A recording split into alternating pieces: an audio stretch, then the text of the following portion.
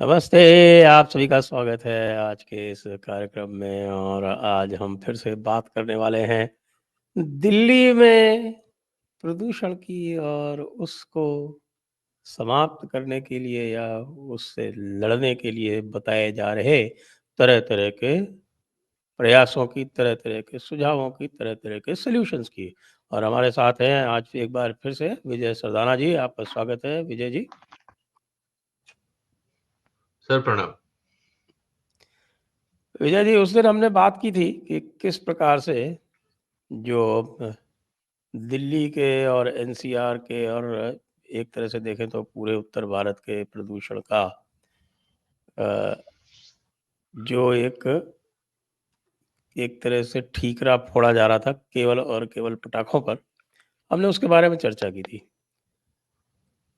लेकिन जो अलग-अलग सुझाव बताए जा रहे हैं और सुप्रीम कोर्ट रोज़ एक अलग-अलग आदेश दे रहा है कि हाँ, प्रदूषण के लिए आप स्मॉग टावर्स बना दें और उसके लिए तरह-तरह के बैन्स लगा दें और पता नहीं क्या अब तो यूरो 6 और यूरो 7 और हो सकता है कि कल को यही कह दें कि साहब कि तो गाड़ियाँ-वाड़ियाँ चलाना ही बंद कर दो, आदिम युग में चले जाओ। जो भी ये कहना चाहते हों।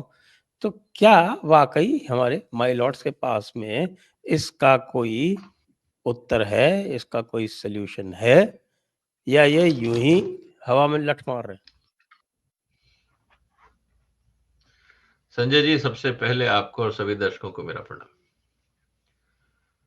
सर, जो पॉल्यूशन है ये एक अगर मैं ये कहूँ कि इकोनॉमिक और टेक्निकल चैलेंज है। ये कोई लीगल इश्यू नहीं है। क्योंकि प्रदूषण होने का कारण और अगर मैं इसको 2 भागों में बाँटूँ, एक है टेक्निकल और उसके पीछे है कमर्शियल जस्टिफिकेशन।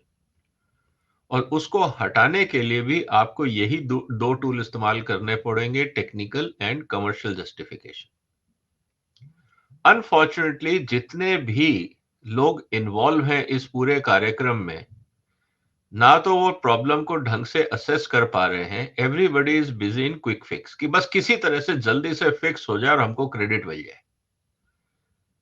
प्रॉब्लम यहां पे ये हो रही है कि अगर ये प्रॉब्लम है तो प्रॉब्लम होने में कई साल लगे हैं, आपको हटाने में भी कई साल लगेंगे। कहने से नहीं होगा। ये बात समझने को कोई तैयार नहीं है। पहले हम लोग सोते रहते हैं, प्रॉब्लम बढ़ती रहती है, गंभीर हो जाती है और फिर रातों रात हम उसका आंसर ढूंढने की कोशिश करते हैं, जो इलॉजिकल है और हो नहीं सकता। और अगर आप करने की कोशिश भी करेंगे, तो आप फिर सोशल डिस्टरबेंसेस क्रिएट करेंगे। ये बात हमें समझनी होगी।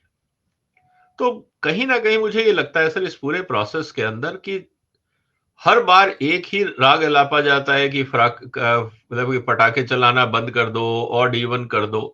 अरे भाई, परमानेंट सॉल्यूशन की बात करो ना। क्विक फिक्स की क्यों बात करते हो? आप 1 महीने की क्यों बात करते हो कि सिर्फ सर्दियों में अगर पॉल्यूशन कंट्रोल हो गया तो बाकी 10 महीने हम पॉल्यूशन में रह लेंगे? ये सोच गलत है। और इसको रास्ता देने के लिए या इसका समाधान ढूंढने के लिए कोई प्रयास नहीं है। केजरीवाल साहब कभी 50,000 रुपए लगा के केमिकल छिड़कते हैं, उस पर 20-30 करोड़ रुपए का ऐड कर देते हैं कि देखो हमने सॉल्यूशन ढूंढ लिया, और फिर वो गायब हो जाते हैं। फिर कुछ और नया फॉर्मूला लेके आते हैं। फिर जजेस की तरफ से आता है स्मोक टावर खड़े कर दो। अरे यार, स्मोक टावर खड़े कर दो आप, जब तक हाइड्रोलॉजी या अगर मैं कहूं विंड डायरेक्शंस नहीं समझेंगे, आप उसके बाकी साइंटिफिक पैरामीटर नहीं समझेंगे, एरोडायनेमिक्स नहीं समझेंगे, आपका स्मोक टावर क्या करेगा? उसी साफ हवा को वापस खींच के घुमाता रहेगा। अब ऐसा तो है नहीं कि जो कनॉट प्लेस में स्मोक टावर लग गया वो बैठ के 10 किलोमीटर दूर की हवा लेगा और उसको सकआउट कर देगा। शॉर्ट सर्किटिंग भी कोई चीज होती है ना। एयर कंडीशनिंग में या कभी भी हम लोग जब काम करते हैं एयर रिलेटेड एक्टिविटी से, तो हम सबसे पहले आसपास के एरिया को सील करते हैं। अगर आपको उसको सक्शन बनाना है तो आप ओपन एरिया को कैसे सील करोगे? स्मोक टावर सक्सेसफुल हो ही नहीं सकते, चाहे कोई कितना ही बड़ा विद्वान हो। सर, स्मोक टावर क्या करेगा? पॉल्यूटेड एयर लेगा, उसमें से क्या पिगमेंट हो को फिल्टर करेगा, फ्रेश एयर भेजेगा। वो फ्रेश एयर उस स्मोक टावर के आसपास रहेगी, फिर वो स्मोक टावर उसी फ्रेश एयर को वापस खींचेगा। ये थोड़ी है कि उसको छोड़ के फिर वो 1 किलोमीटर दूर की पॉल्यूटिंग हवा खींच के लाएगा। तो क्या लॉजिक है इन लोगों का, समझने को तैयार नहीं है। और फिर कहते हैं जी हमने सॉल्यूशन ढूंढ लिया। तो एक साइंटिफिक अप्रोच होनी चाहिए।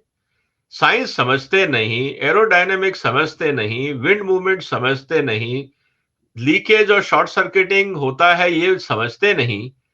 उसके बाद हम कहते हैं जी हमने 4 ऑर्डर पास कर दिए और पॉल्यूशन हो जाएगा कंट्रोल में। कर लो फिर, वो हम देख रहे हैं कि कितना कंट्रोल हो रहा है। तो मुझे नहीं लगता जिस तरह से हम लोग काम कर रहे हैं, चाहे वो मतलब पहली बात तो जुडिशरी को बीच में आने की जगह सिर्फ एक काम करना चाहिए, एक टेक्निकल कमेटी बनाते और उनको कहते यार देखो तुम मुझसे ज्यादा जानते हो, तुम्हें जो सही लगता है तुम 2 4 5 एक्सपेरिमेंट करने करो, 10 15 करोड़ रुपए लगाने हैं लगाओ, बट इसका रास्ता ढूंढो। एक तरीका होता है काम करने का।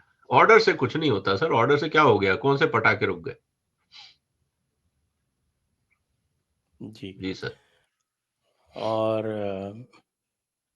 ऑर्डर के बाद इन्होंने पटाखे के बाद जो दूसरा जो सबसे बड़ा जो कारण बताया जाता है वो कहते हैं कि साहब की एक तो डस्ट है और इंडस्ट्रियल पोल्यूशन है और एग्जॉस्ट है। तब ये तो जहाँ सिटी होगी वहाँ होगा। एक बात मेरे जो AQI स्टैंडर्ड जो यहाँ पे यूज़ करते हैं उसके बारे में सबसे पहले थोड़ा सी चर्चा कर लेते हैं कि ये जो AQI के जो स्टैंडर्ड्स हैं वो सारे वही हैं जो हम विदेशों में उपयोग करते हैं, उसी प्रकार से हैं। तो ये जो AQI स्टैंडर्ड्स हैं क्या वो भारत के लिए उपयुक्त हैं? क्योंकि भारत में आप जानते हैं कि हमारे यहाँ वैसे भी चूँकि हमारा जो ड्राई थोड़ा सा ड्राई क्लाइमेट है, हमारी जो है वो ट्रॉपिकल क्लाइमेट है और आपका पूरा जो है जो ट्रॉपिक ऑफ कैंसर के दोनों तरफ का जो एरिया है उसमें वैसे भी डस्ट ज़्यादा होती है। तो ये जो AQI स्टैंडर्ड्स जो भारत में उपयोग में ला रहे हैं वो एज इट इज़ वेस्ट से उठा के क्या ये उपयुक्त हैं? सर देखिए AQI स्टैंडर्ड और सोर्स ऑफ प्रॉब्लम को हम दो अलग अलग करके देखें तो बेहतर रहेगा। फॉर एग्जाम्पल अगर हम बात करते हैं AQI की, AQI को आप 0 से 500 तक जो एयर क्वालिटी इंडेक्स है, यू डिवाइड फ्रॉम 0 टू 500। अब ये डिपेंड करता है कि अगर हवा में सस्पेंडेड पार्टिकल्स हैं, पॉल्यूशन पैरामीटर्स की जब हम बात कर रहे हैं, तो उसमें सबसे इंपॉर्टेंट चीज क्या आती है कि it is going to affect the lungs. अब वो लंग्स हिंदुस्तान का हो, अमेरिका का हो, कहीं का हो, वो कोई फर्क नहीं पड़ेगा, क्योंकि अगर बॉडी के अंदर कचरा जाएगा, जिसको आप पार्टिकल पॉल्यूशन बोल सकते हैं, ओजोन के इश्यूज बोल सकते हैं, ये सब चीजें अगर किसी भी शरीर में जाएंगी, चाहे वो इंडियन हो, विदेशी हो, अफ्रीकन हो, नुकसान करेगी। तो AQI स्टैंडर्ड पर से हम उसको ये नहीं कह सकते कि it will vary from location to location या पीपल टू पीपल। ये क्वालिटी स्टैंडर्ड है कि आपके शरीर में, आपकी हवा में अगर मान लीजिए कि 100 से ज्यादा, अगर वैसे तो 50 से नीचे गुड क्वालिटी एयर मानी जाती है, लेकिन अगर आप 100 के ऊपर भी आ जाते हैं तो ये अनहेल्दी हो जाता है कंडीशन। और 150 के ऊपर तो सबके लिए अनहेल्दी है। तो अगर 150 के ऊपर पार्टिकल्स हैं AQI लेवल में, तो कहने का मतलब यह है कि आप कोई भी हो, आपके लिए नुकसानदायक है। तो यहां तो डिस्प्यूट नहीं है।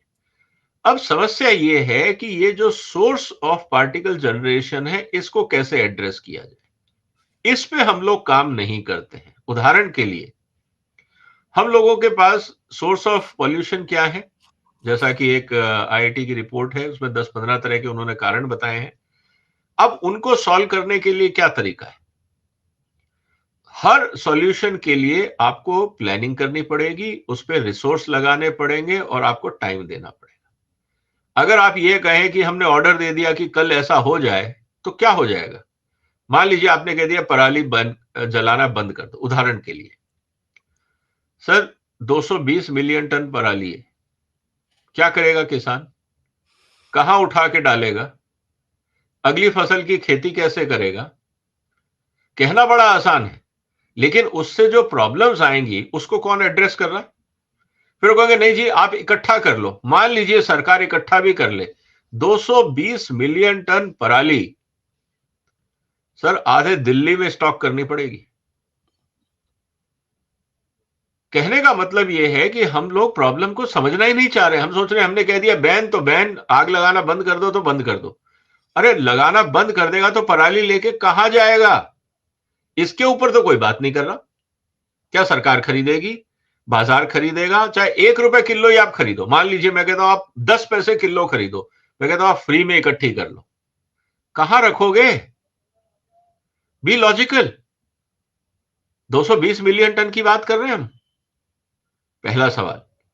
दूसरा, अब आप कहते हैं कि साहब पराली का चलो मुद्दा हट गया, अब आप कहते हैं पब्लिक ट्रांसपोर्ट, बिल्कुल सही है, आप कारें बंद कर दीजिए, पब्लिक ट्रांसपोर्ट पे आ जाइए। अब पब्लिक ट्रांसपोर्ट आपके यहां रिलायबल हुई?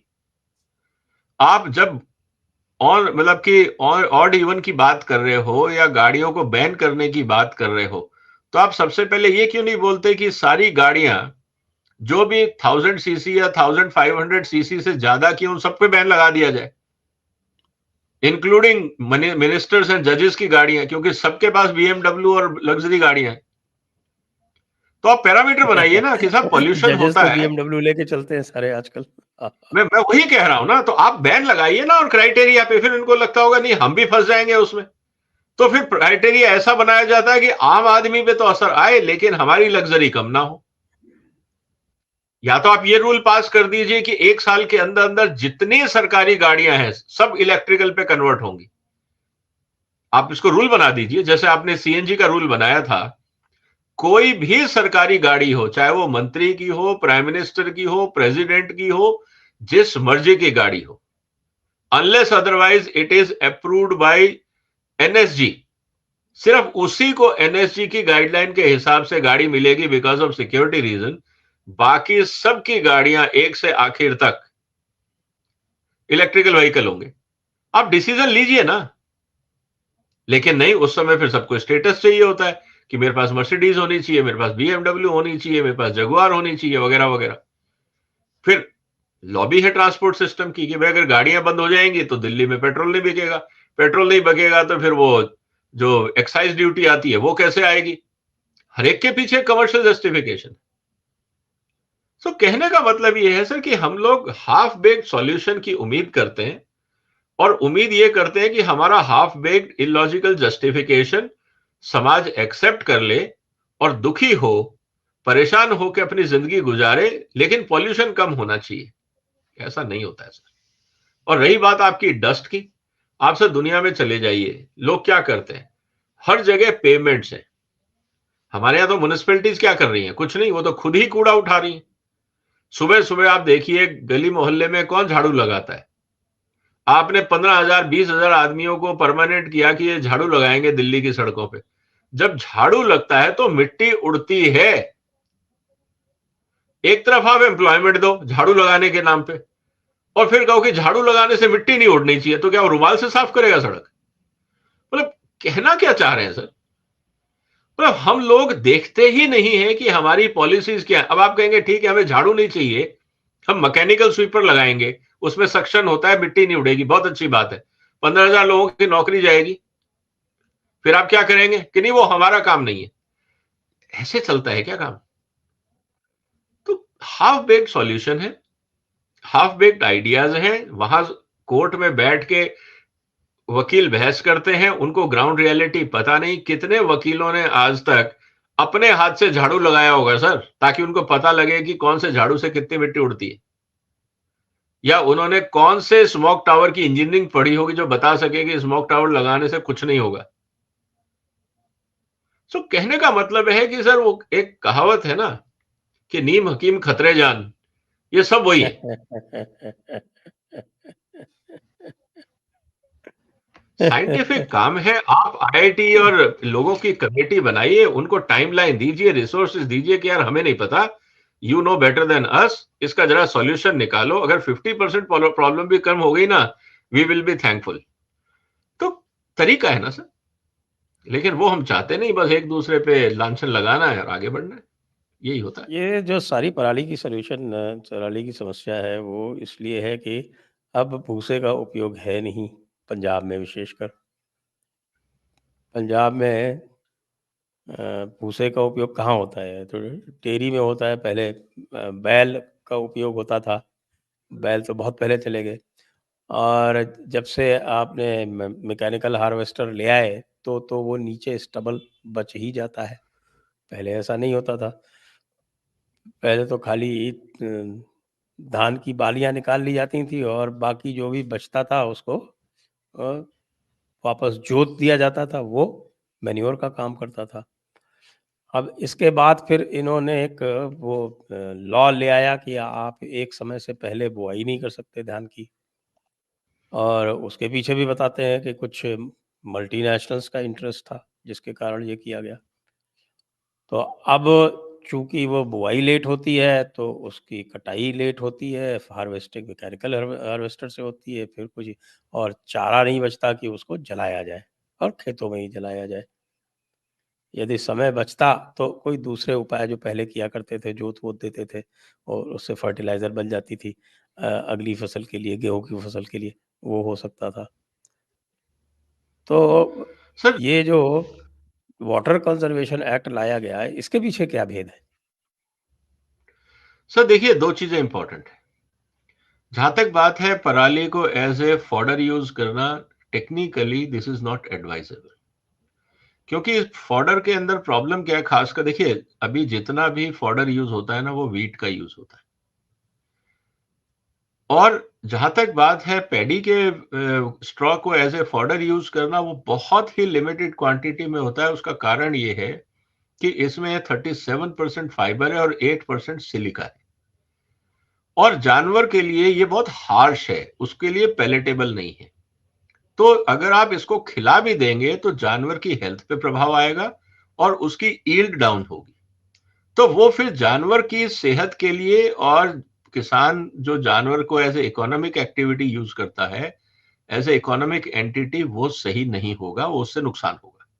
तो किसान को ये बात समझ में आती है, इसलिए वो नहीं करता। और आप भी देखेंगे सर कि जो गाय जब इसका स्ट्रॉ खेत में भी पड़ा होता है तो जानवर जाके खाते नहीं है। जैसे व्हीट का स्ट्रॉ में मुंह मार लेते हैं, यहाँ मुंह नहीं मारते। तो जानवर को भी पता है कि ये खाने लायक चीज नहीं है, जंक फूड है उनके लिए। तो ये एक बात हमें समझनी होगी। अब दूसरा सबसे बड़ा कारण क्या है कि मैंने इस पे कई बार कहा भी है, लेकिन कोई पता नहीं सुनने को तैयार क्यों नहीं है इस देश में। जब आपको पता है कि इसमें 37% फाइबर है, 8% इसके अंदर सिलिका है, और जो फाइबर है वो भी हार्श है, वो भी एसिड सॉल्युबल नहीं है, जिसको हम बोलते हैं डाइजेस्टेशन पॉइंट ऑफ व्यू से, वो भी हार्श फाइबर है। इसका मतलब ये है कि ये डाइजेस्टिबिलिटी यानी कि चारे के रूप में काम नहीं आ सकता, लेकिन इसका इंडस्ट्रियल एप्लीकेशन हो सकता है इन द फॉर्म ऑफ, आप एक रूल बना दीजिए हिंदुस्तान में कि जितने भी लो कॉस्ट हाउसिंग बनेंगे या जितने भी बस शेल्टर्स बनेंगे, जितने भी बाकी चीजें पब्लिक प्लेस में बनेंगी, वो सब हम पेडी स्ट्रॉ से बनाएंगे। बायोडिग्रेडेबल हो गया, इको फ्रेंडली हो गया, आपका कचरा साइड में लग गया, सस्ता हो गया। आप इसको फ्री बांट दीजिए, कितना लोग चोरी करके ले जाएंगे? आपके पास हर साल 220 मिलियन टन पैदा होता है। जिसको चोरी करनी है करने दो। आप बोर्ड बना बना के ना सबको गोया, जितनी चोरियां करनी है कर लो, ले जाने दो सबको। उसके बाद भी आपके पास सरप्लस होगा। तो कहने का मतलब है कि इसका आपको इंडस्ट्रियल एप्लीकेशन ढूंढना होगा। ये डाइजेस्टिबिलिटी पॉइंट में से नहीं आता है, पहली बात। दूसरा सबसे इंपॉर्टेंट फैक्टर ये आता है सर इसमें कि आपको पैडी की फसल, खासकर पंजाब का जो एरिया है या जहां पे पानी कम है, देखिए आपके पास दो टूल हैं, टैक्सेशन और एमएसपी। आप इन दोनों का यूज करके आप किसी भी एक्टिविटी को एनकरेज कर सकते हैं और डिस्करेज कर सकते हैं। देखिए पॉलिटिशियनों ने तो किसान आंदोलन, मतलब उन्होंने किसान क्या, जो अगर मैं ये कहूं सरकार की तरफ से, तो 3 कृषि कानून लाए थे। अब उसको पॉलिटिशियंस ने, ऑपोजिशन ने, मीडिया ने बगैर सोचे समझे उन 3 कृषि कानूनों को तो रिजेक्ट कर दिया। सुप्रीम कोर्ट ने कमेटी बनाई, कमेटी की रिपोर्ट पे खुद सुप्रीम कोर्ट बैठ गया। तो उसका क्या लॉजिक हुआ मुझे समझ में नहीं आया। लेकिन अगर सुप्रीम कोर्ट वास्तव में एनवायरमेंट की चिंता करता है, दोनों एनवायरमेंट, सिर्फ हवा नहीं, वाटर टेबल, क्योंकि अगर वाटर टेबल नहीं हुआ, जमीन में मॉइस्चर नहीं हुआ, तो पूरी जमीन बंजर हो जाएगी, पंजाब रेगिस्तान बन जाएगा। उसको भी बचाना है, एयर पॉल्यूशन भी बचाना है। अगर सुप्रीम कोर्ट ये ऑर्डर दे दे कि पैडी के जो भी किसान अगर आज पंजाब में ग्राउंड वाटर टेबल इस्तेमाल करता है beyond a certain rechargeable level, और अगर पैडी के खेत में आग लगाता है उसको पराली को जलाने के लिए, एफसीआई की परचेज वहां से नहीं होगी। प्रोटेस्ट करेंगे किसान। अल्टरनेट क्रॉप हम आपको दे रहे हैं, आप दाल उगाइए, आप तिलहन उगाइए, आप चारा उगाइए। तीनों फसलें हिंदुस्तान में शॉर्ट सप्लाई हैं, तीनों एपीएमसी मंडी में ट्रेड होंगी, और भारत सरकार रिक्वायरमेंट के हिसाब से एफसीआई खरीदेगा तीनों की, क्योंकि शॉर्टेज है तो प्राइवेट सेक्टर भी खरीदेगा, एफसीआई भी खरीदेगा। और एपीएमसी मंडियों में आधी दुकानें किसानों को दे दो ताकि आड़तियों का कार्टल नहीं बने। आप ये 4 छोटे से सजेशन कर दीजिए, किसानों की आमदनी में कोई फर्क नहीं आएगा, कार्टलाइजेशन नहीं होगा, सुप्रीम कोर्ट एफसीआई की परचेज को कंट्रोल करे कि अगर कहीं पे भी ग्राउंड वाटर कम होता है और वाटर टेबल कम होता है, ग्राउंड वाटर कम होता है और एयर पॉल्यूशन जिस क्रॉप के कारण होता है, वो फसलें एफसीआई नहीं खरीदेगा, क्योंकि FCI then acting as a catalyst in damaging environment. तो आप एफसीआई को पुल आउट करिए कि अगर ये फसलों से ऐसे होता है तो नहीं होगा, बाकी आप फसलें लगाते हैं जिससे एनवायरमेंट डैमेज नहीं होता, वो एफसीआई खरीदेगा। आप जैसे हम ईएसजी की बात करते हैं कॉर्पोरेट सेक्टर में, एनवायरमेंटल सस्टेनेबिलिटी को लेके, क्या एग्रीकल्चर में ईएसजी नहीं लग सकता? पॉइंट ये है कि ये पॉलिटिकल मुद्दा है, सुप्रीम कोर्ट को स्टैंड लेना पड़ेगा, और अगर जरूरत पड़ती है तो प्रधानमंत्री को या राष्ट्रपति को सुप्रीम कोर्ट की तरफ से एक रिक्वेस्ट लेटर जा सकता है कि ये जब तक हम नहीं करेंगे कुछ नहीं होगा, आप सर्वदलीय बैठक बुलाइए और हमें डिसीजन बताइए कि क्या करना है। अगर आप लोगों की तरफ से कोई सुझाव नहीं आता है 30 दिन के अंदर, फिर हम अपनी तरफ से कार्रवाई करेंगे, जो हमारे पास एक्सपर्ट्स की ओपिनियन आएगी उसके बेस पे। तो आप सब्जेक्ट को ओपन करिए ना। आप ये क्यों समझते हैं कि सुप्रीम कोर्ट में या हाई कोर्ट के अंदर, कोर्ट रूम के अंदर ये इश्यू रिजॉल्व होंगे? ये नहीं हो सकते, ये सामाजिक मुद्दे हैं। Court can act as a catalyst, court can not substitute either market or the administration or the governance model. तो आप अपनी ताकत को वहां इस्तेमाल करिए जहां आप कर सकते हैं। आप सब्स्टिट्यूट नहीं हो सकते, आप मार्केट का सब्स्टिट्यूट नहीं हो सकते। ये बात जब तक कोर्ट नहीं समझेगा, तब तक मुझे नहीं लगता कि इस तरह की समस्याओं का समाधान है। अच्छा, ये बताएं कि वेस्टर्न यूपी में क्रॉपिंग पैटर्न बदला है, जिसके कारण वहाँ पर ये अब समस्या नहीं है। हरियाणा में भी वो धीरे धीरे बदल रहा है और वो गन्ने की ओर शिफ्ट हो रहे हैं, लेकिन गन्ना भी उतना ही पानी पीता है जितना धान पीता है। सर देखिए, कई कारण है, कई फैक्टर हैं। एक तो है कि अगर आप कोई दूसरी, फॉर एग्जांपल दालों की फसल लगाते हैं, दालों की फसल में प्रॉब्लम यह है कि they are highly prone to insect attack. अब किसान ये कहेगा मैं दालें लगा दूं, कीड़ा लग जाएगा, तो मैं क्या करूं? पहली बात। दूसरा, हिंदुस्तान से दालों का जर्म प्लाज्म दूसरे देशों में गया, कनाडा में गया, अफ्रीका में गया, ब्राजील में गया, बाकी कंट्रीज में गया, हमसे ज्यादा वहां पे ईल्ड आ रही है। हमने अभी तक कोई भी ऐसा ढंग का जर्म प्लाज्म नहीं पैदा किया है पल्सेस को लेके जो किसान जिसके प्रति अट्रैक्ट हो। ना तो उसमें ईल्ड किसान को मिलती है, ना उसको इंसेक्ट प्रोटेक्शन मिलता है। अब सवाल यह आता है कि भाई अगर हम इंसेक्ट प्रोटेक्शन की बात करेंगे तो क्या हम जीएम की बात कर रहे हैं? मुझे लगता है अगर जरूरत है, आपके पास ऑप्शन है, या तो आप पॉल्यूशन करवाते रहो या जीएम क्रॉप पे आ जाओ। अब आप कहोगे नहीं हम कुछ भी ना करें और समाज चलता रहे, ऐसा होगा नहीं। तो कहीं ना कहीं तो आपको वर्केबल कॉम्प्रोमाइज ढूंढना ही पड़ेगा। आज आप पूरी दुनिया से चीजें खरीदते हो, तो वो तो जीएम है ना सर। आप विदेश में जाके खाना खाते हो तो सब जेनेटिक मॉडिफाइड है ना। ये सारे एनजीओ जाके जीएम फूड क्यों खाते हैं अमेरिका में इधर उधर? वहां तो इनको कोई बीमारी नहीं होती। लेकिन हिंदुस्तान में जीएम क्रॉप नहीं आना चाहिए, उसका कारण बहुत सिंपल है सर। पूरी दुनिया को यह पता है कि आने वाले समय में भारत में जिस तरह से आबादी बढ़ रही है, प्रोडक्शन नहीं बढ़ेगा, तो भारत दुनिया के लिए सबसे बड़ा आयातित बाजार बन जाएगा। जैसे तेल में आज हम 70% तेल आयात करते हैं, लेकिन हम मस्टर्ड जीएम अलाउ नहीं कर रहे। और मजे की बात क्या है सर, आपको मैं बताऊं, सुप्रीम कोर्ट कुछ भी बोल ले, आज महाराष्ट्र में आधे से ज्यादा किसान जीएम बैंगन उगा रहा है अनऑफिशियली। आप किसान को क्राइम करने पे मजबूर कर रहे हो, क्योंकि आप उस पॉलिसी को लेके बैठे हो। किसान ने अनऑथराइज्ड बीज खरीदा और इस्तेमाल कर रहा है। आपको क्या पता कि आपके घर में जो बैंगन आ रहे हैं वो जीएम है या नॉन जीएम है? कौन सर्टिफाई कर रहा है? तो हम लोग अगर टेक्नोलॉजी को रोकने की कोशिश करते हैं, जैसे उदाहरण, अगर आज मेरा, आप लोग अगर मेरा आज का वीडियो देखें तो वो यही है कि चीफ जस्टिस ने कहा कि social media has become a very powerful tool. पहले आप बहुत कंट्रोल करने की कोशिश कर रहे थे कि नहीं सोशल मीडिया को कंट्रोल करो, ट्रायल बाय मीडिया होता है वगैरह वगैरह। अल्टीमेटली आपने उस टेक्नोलॉजी के पावर को मानना पड़ा कि भैया जजेस को सुधरना होगा, टेक्नोलॉजी सुधरने वाली नहीं है, ये तो और पावरफुल होती जा रही है। यही हाल जेनेटिक टेक्नोलॉजी का है।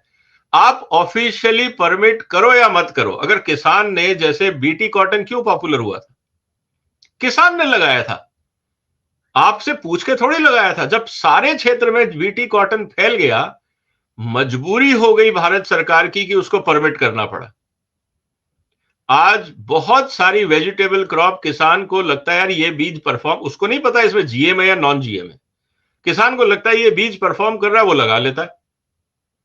और फिर आप कहोगे यार ये तो जीएम है, वो तुम्हारी प्रॉब्लम है, मेरी नहीं है, मेरी तो फसल ठीक हो रही है। होगा क्या? अल्टीमेटली आप हिंदुस्तान में जीएम क्रॉप इंट्रोड्यूस करोगे अंडर प्रेशर ऑफ फार्मर्स। आप कितने खेतों में आग लगाओगे सर? कितनी जीएम की फसलें अप्रूव करोगे?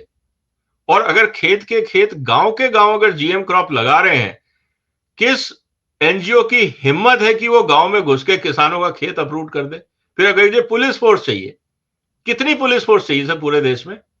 अगर 10 लाख किसानों ने मान लीजिए फसल लगा ली, तो कितने पुलिस वाले चाहिए आपको? तो कहने का मतलब है सर कि हम कहीं ना कहीं प्रैक्टिकल होने की कोशिश नहीं कर रहे हैं। हम लोग जरूरत से ज्यादा लॉजिकल, मतलब कि इलॉजिकल आर्ग्यूमेंट लेके चल रहे हैं। मैं एक उदाहरण और देता हूं सर। यूरोपियन यूनियन ने पूरी जिंदगी शोर मचाया प्राइवेसी को लेके कि प्राइवेसी बहुत इंपॉर्टेंट चीज है, पर्सनल डेटा शेयर नहीं करेंगे। अल्टीमेटली सितंबर अक्टूबर में इन्होंने क्या किया? अमेरिका के साथ ऑफिशियल एग्रीमेंट साइन किया कि we will share personal data. उनको पता है यार कि लोग गाड़ी बुक कर रहे हैं ऑनलाइन, शॉपिंग कर रहे हैं ऑनलाइन, सारा पर्सनल डेटा, उनका क्रेडिट कार्ड नंबर, ओटीपी, सब तो कंपनियों के पास है। और तुम लेके बैठे रहो कि नहीं हम पर्सनल डेटा शेयर नहीं करें। अरे जब मैं शॉपिंग कर रहा हूं, मैं तो वॉलंटरीली पर्सनल डेटा दे रहा हूं ना सर आपको। मैं कहां रहता हूं, मेरा नंबर क्या है, मेरा बैंक अकाउंट नंबर क्या है, मेरा क्रेडिट कार्ड नंबर क्या है, मैं तो खुद वॉलंटरीली आपको दे रहा हूं। अब आप कहते हो हम पर्सनल डेटा शेयर नहीं करेंगे। कौन सी दुनिया में है हम लोग? तो कहने का मतलब यह है सर कि हम लोग कभी ना कभी एक्सट्रीम पोजीशन लेते हैं जो लॉजिकल नहीं है। We have to be always thinking for workable compromises. Idealism में कुछ नहीं होता है। एनजीओ को शोर मचाना है, वो मचाएंगे। अल्टीमेटली समाज जो करना चाहता है वो करेगा। अगर वो सही है, उससे किसान का फायदा होता है, किसान करेगा। आप उसको कितना भी मना कर लो, वो सामने नहीं करेगा, पीठ पीछे करेगा। दिन में आग नहीं लगाएगा, रात को लगाएगा। आप किस किस के पीछे भागेंगे? नहीं, मैं जो आपसे पूछा था, मैंने पर्टिकुलरली जो चेंज हुआ है क्रॉपिंग पैटर्न सर मैं उस हरियाणा मैं में उस कर गया। एक तो दालों का मुद्दा था, दूसरा आपने गन्ने की बात करी। गन्ने के दो कारण है सर। एक तो आज गन्ने में इथेनॉल डिमांड बढ़ गई है, तो एक कांस्टेंट मार्केट मिल गया है। दूसरा, गन्ने का फायदा क्या होता है, जो आवारा पशु आते हैं, जो नीलगाय वगैरह की प्रॉब्लम है वेस्टर्न यूपी में, ईस्टर्न यूपी में, बाकी जगह पे, उससे गन्ने की फसल को खराबी नहीं होती।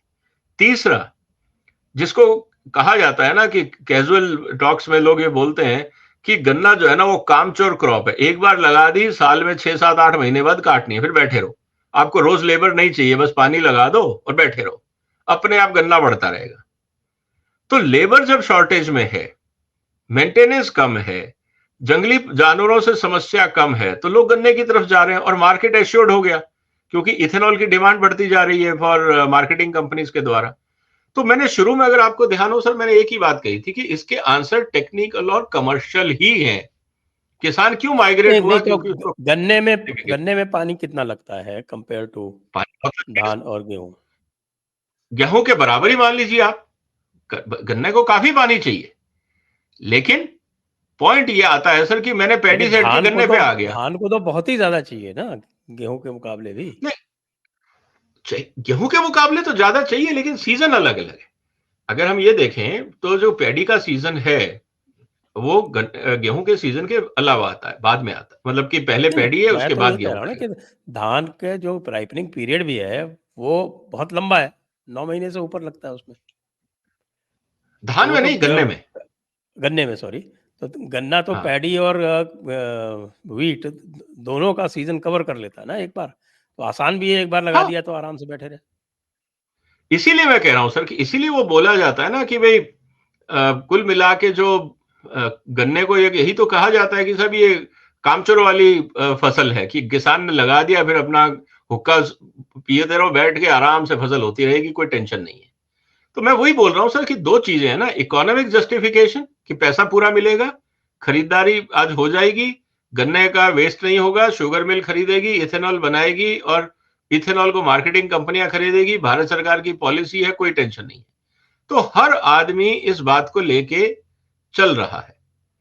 अब रही बात इस पूरे प्रोसेस के अंदर कि आप किस तरह से इस इकोनॉमिक फोर्सेस को मैनेज करते हो क्रॉप डाइवर्सिफिकेशन। इसीलिए मैंने कहा कि 3 फसलें, लोग बोलते हैं हम मिलेट लगाएंगे। अरे आप क्यों लगा रहे हो मिलेट जब उसकी डिमांड नहीं है? ठीक है, मोदी साहब ने प्रमोट किया मिलेट, उसकी डिमांड बढ़ गई, लेकिन मिलेट से ज्यादा डिमांड आज ऑयल सीड्स की है, उससे ज्यादा आज आपकी डिमांड पल्सेस में है, उससे ज्यादा आपकी डिमांड आज फॉडर में है, और these are more profitable crop than millets. तो आप मिलेट में क्यों जा रहे हो? तो कहने का मतलब यह है कि हम अगर इकोनॉमिक जस्टिफिकेशन नहीं देंगे, अब उदाहरण के लिए पानी की मैं बात कर रहा हूं सर, 1/5 हिस्सा लगता है फॉडर में। अगर वहां पे मान लीजिए कि 100 लीटर पानी लगेगा, तो वही एरिया में फॉडर की आउटपुट में 20 लीटर लगता है। आपका पानी कम हो गया और आपकी डिमांड बढ़ गई। और फॉडर आज की तारीख में 2 है, मल्टी कट भी है और सिंगल कट भी है। हर 40 दिन में आप जाइए खेत में, कटिंग करके ले आइए, बेचिए आराम से, कैश क्रॉप है। तो कहने का मतलब है कि सर ये बहुत सारे ऑप्शंस हैं हमारे पास, लेकिन हम करना नहीं चाहते, क्योंकि हमने वो इकोसिस्टम नहीं बनाया। आज फॉडर के लिए मार्केट सिस्टम कहां है? गांव का गांव में ही बिक जाता है, लेकिन 60% शॉर्टेज है हिंदुस्तान में फॉडर की, ग्रीन फॉडर की। हमने कोई इकोसिस्टम बनाया नहीं, एपीएमसी में ट्रेड नहीं होता, हमने कभी उसको as a value chain promote करने की कोशिश नहीं करी, तो दिक्कत तो है। और जब तक हम इसको ढंग से नहीं करेंगे, बाकी तो ठीक है सर, कहने को हम 50 चीजें बोल सकते हैं, लेकिन हर चीज का सॉल्यूशन अगर हमें चाहिए तो हमें प्रॉपर वे में उसको समझना होगा। नहीं तो ये जो हम क्विक फिक्स करने की कोशिश करते ना, इससे कुछ नहीं होगा। जी। और जो अर्बन पोल्यूशन के जो दूसरे सोर्स है, आप इंडस्ट्रियल पोल्यूशन का तो कोई उपाय निकाल नहीं रहे, बल्कि ये उल्टा होता है कि जहाँ इंडस्ट्री होती है वहां पर सिटी पहुंच जाती है और फिर कहते हैं कि साहब की इंडस्ट्री को हटाओ। नहीं, देखिए हम उल्टा काम कर रहे हैं ना। आप, चाइना ने क्या किया, बाकी कंट्रीज ने क्या किया?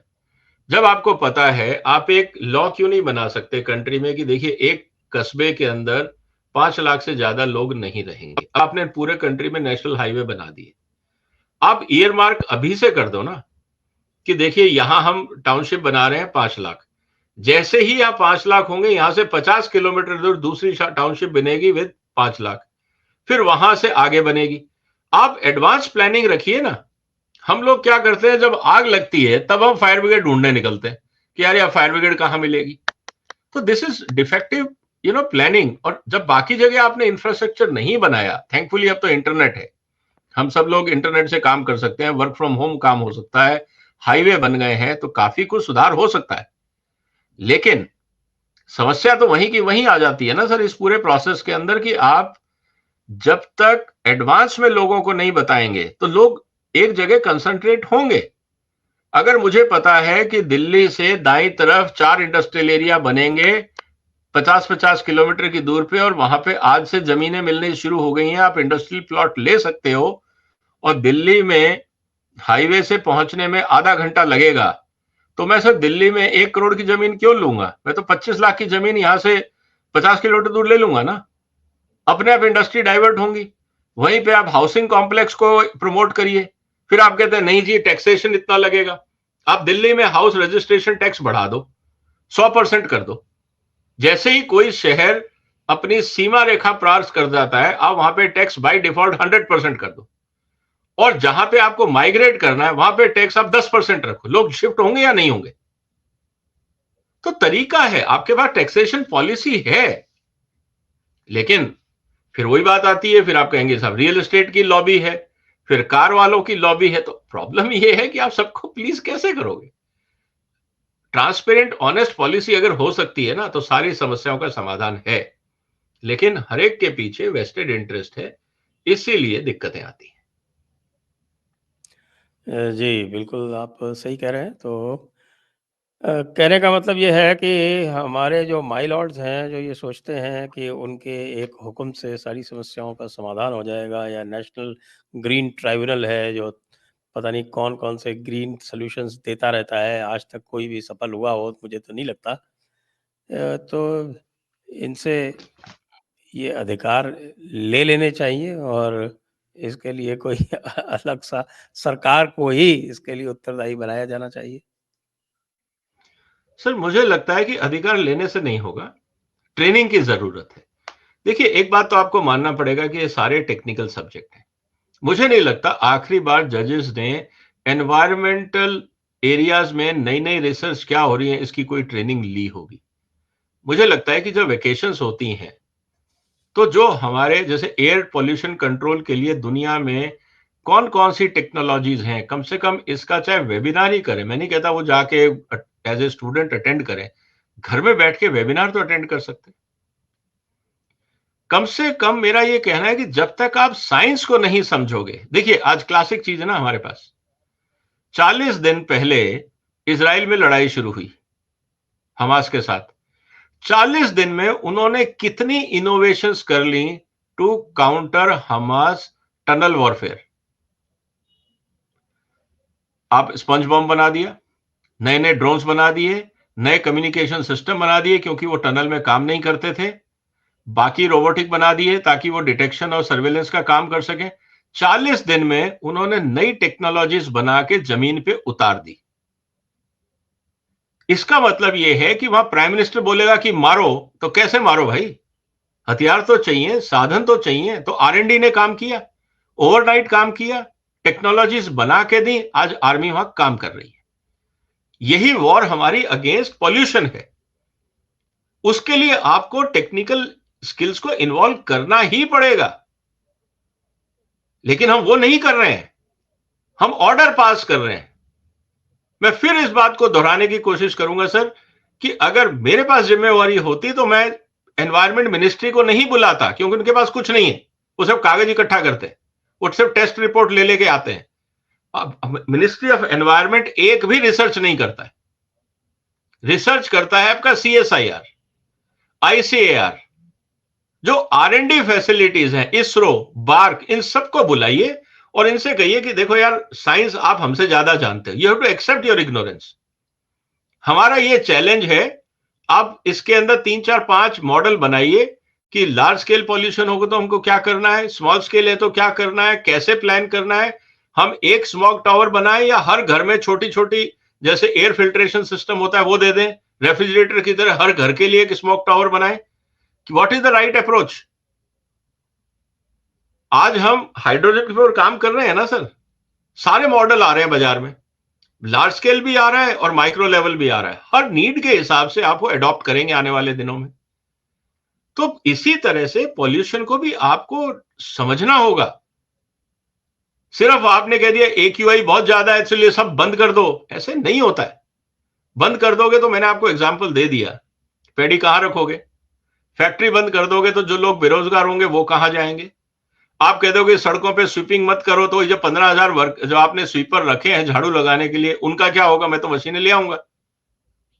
तो आपको कहना बड़ा आसान है, लेकिन उनका जो सोशियो इकोनॉमिक इंप्लीकेशंस है and followed by in democracy political cost, वो आसान नहीं है। तो ये एक सीरियस मैटर है। मुझे नहीं लगता जिस तरह से मैं जो उनके डिबेट्स देख रहा हूं या सुप्रीम कोर्ट में जिस तरह के आर्ग्यूमेंट चल रहे हैं, एक ने भी कोई साइंटिफिक ढंग का सजेशन दिया हो। सब ने घिसे पिटे सोल्यूशन दिए, सब पैडी पे आग लग रही है इसको बंद करवा दो, स्मोक टावर काम नहीं कर रहा उसको चालू करवा दो। अरे तुम 10 लगा लो तब भी प्रॉब्लम सॉल्व नहीं होगी, क्योंकि स्मोक टावर की इनबिल्ट लिमिटेशन है, इसको कोई समझना नहीं चाहता। सर एक छोटा सा एग्जांपल देता हूं, आपके घर में एसी होता है ना, आप एक एसी लगा के पूरे घर को ठंडा कर सकते हो क्या? नहीं, और ऑब्वियसली एसी नहीं। के अंदर फिल्टर होता है, चलो कूलिंग की बात नहीं करता, हर एक एसी के अंदर फिल्टर लगा दो और फिल्टर लगा के बोलो कि सारे घर के एसी चला दो, घर में से पॉल्यूशन साफ हो जाएगा, करके दिखा दो।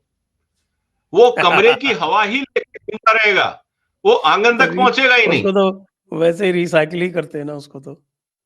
मैं वही कह रहा हूं। तो कहने का मतलब है कि हम लोग मतलब कभी ना कभी लॉजिकल क्यों नहीं हो सकते? हमारे को सोचने में, लॉजिकल सोचने में इतनी दिक्कतें क्यों आती हैं? बड़ा स्ट्रेंज लगता है, लेकिन ठीक है, जो लोग कुर्सी पे बैठे हैं, जो अपनी बात सिर्फ उनको लगता है कि हमारा कलम में इतनी ताकत है कि हम जिसको चाहे बंद करा देंगे, जिसको चाहे चालू करवा देंगे, तो फिर ठीक है। अगर कलम की ताकत से ही प्रॉब्लम सॉल्व होती दुनिया में, तो फिर कोई समस्या होनी नहीं चाहिए, क्योंकि कॉन्स्टिट्यूशन में और कानूनों में तो सब में ही अच्छी बातें लिखी हुई, लेकिन समाज फिर भी दुखी है।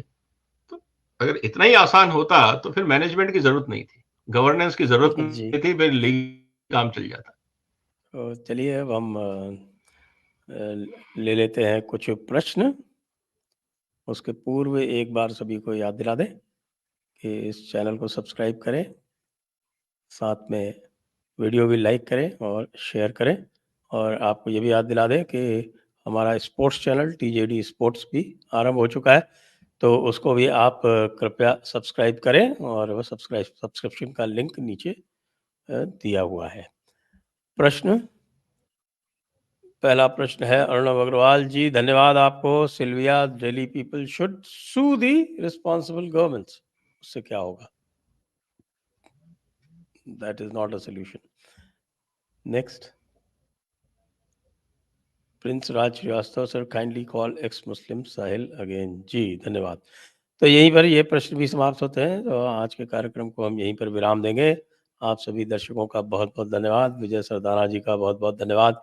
जय हिंद, जय भारत, वंदे मातरम। वंदे मातरम सर।